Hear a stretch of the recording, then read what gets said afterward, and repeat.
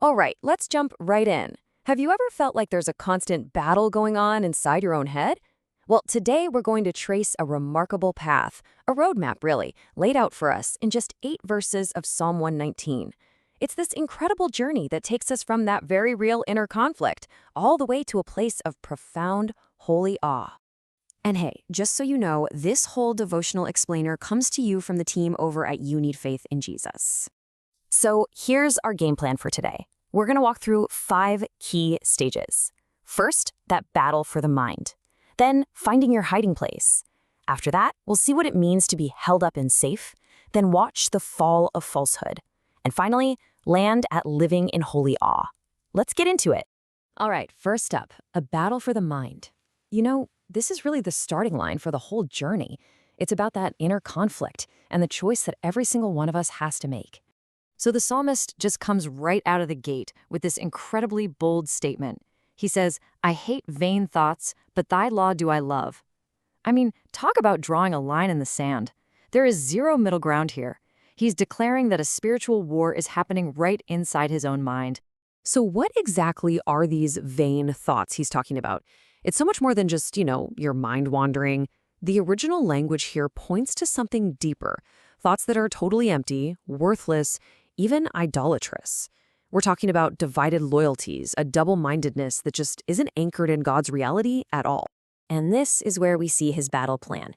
He doesn't just try to, stop thinking about the bad stuff. No, he actively replaces those empty, deceptive thoughts. He chooses, and that's the key word, chooses, to fill his mind with the truth, with the substance of God's law. It's a conscious decision to hate one and to love the other. Okay, so that leads us right into our second stage, finding your hiding place.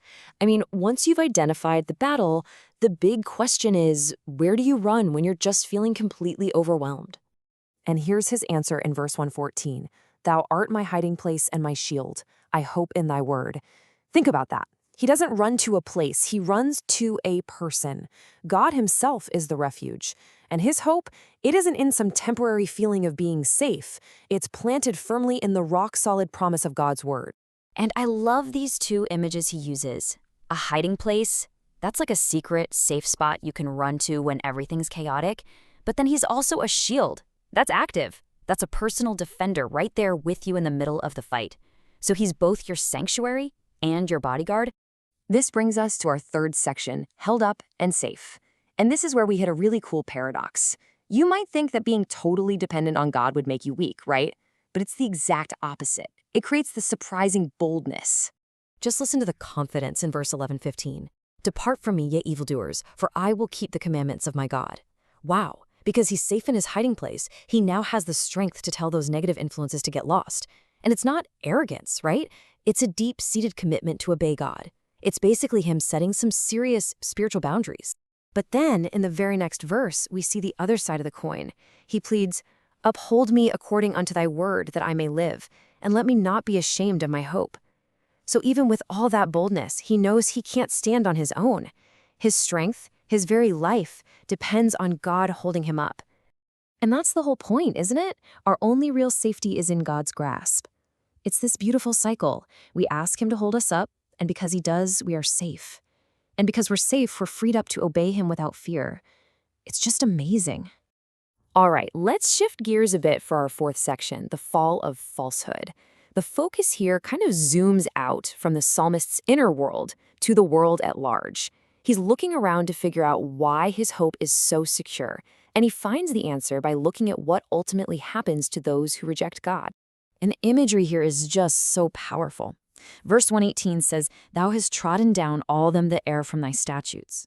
Trodden down, that's a picture of total, final defeat. And the reason is simple. For their deceit is falsehood. Everything they build their lives on is a lie. And a house built on lies is always going to come crashing down. Then he gives us another incredible metaphor, this one from the world of metalworking. Verse 119 says, "Thou puttest away all the wicked of the earth like dross. Therefore I love thy testimonies." What one in the world is dross?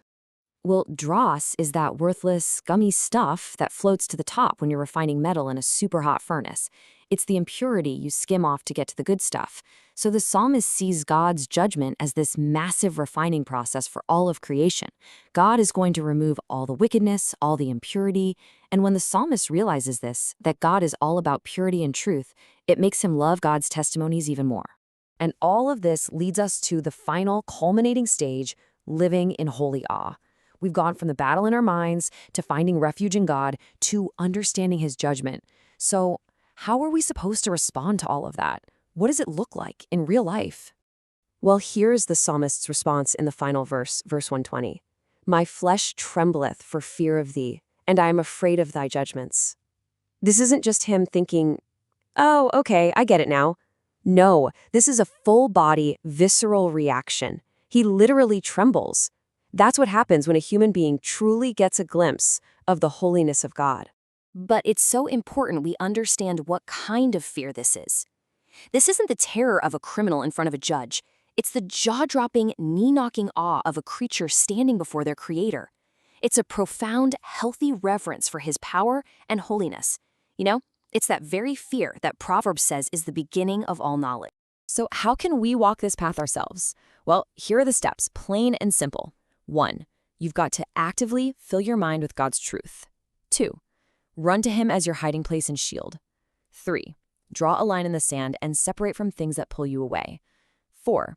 Acknowledge your complete dependence and ask him to hold you up every single day. And 5. Intentionally cultivate that sense of awe by thinking about who he is. And there you have it. That's the path from inner chaos to holy awe. It's a journey that starts with one simple choice inside your own mind. So the only question left for you and for me is this: what is the first step you're going to take on that path today?